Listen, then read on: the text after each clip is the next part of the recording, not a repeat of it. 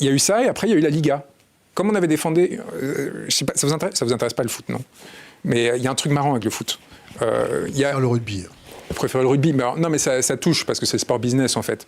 C'est bien, c'est ma petite... Il y a le plus important qui arrive entre moi, c'est un roman d'amour.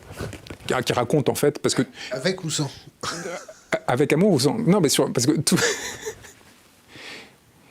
tout ce que je vous raconte, ce qui est le plus important, quand même, c'est notre rapport à l'autre. Enfin, vous voyez. Enfin, tout ça, c'est des analyses de structure qui affectent le rapport à l'autre. Mais ce qui compte, c'est le face-à-face. À un moment donné, c'est l'amitié, c'est la capacité à aimer. Hein, donc, à un moment donné, il faut revenir à ça, sinon vous devenez comme eux. Enfin, vous voyez, vous vous perdez et vous n'êtes plus audible, vous ne servez plus à rien, en fait. Enfin, vous alimentez une machine qui ne s'arrête jamais.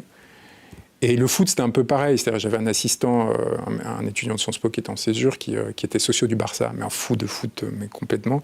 Et c'est au moment où le PSG... Donc, passionné.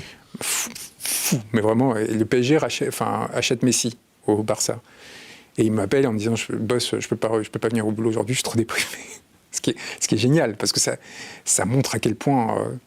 là, en parlant de passion et de comment ça peut... Fusion. Oui, il y a quelque chose d'incroyable, non, dans l'identification face à... J'ai eu la chance, anecdote personnelle, j'ai eu la chance de connaître un entraîneur de gardien de but, José Soares. Ouais.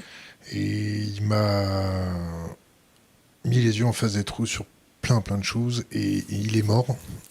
Et c'est une grande perte, je pense. Donc on lui rend hommage.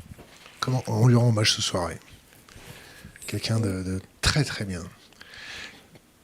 Bon bref, donc ce gamin me dit je peux pas aller au boulot, je suis trop déprimé, je sais pas quoi. Non, parce que Messi, c'est pas seulement le meilleur joueur de l'histoire, mais c'est un gamin qui était là depuis 13 ans au Barça.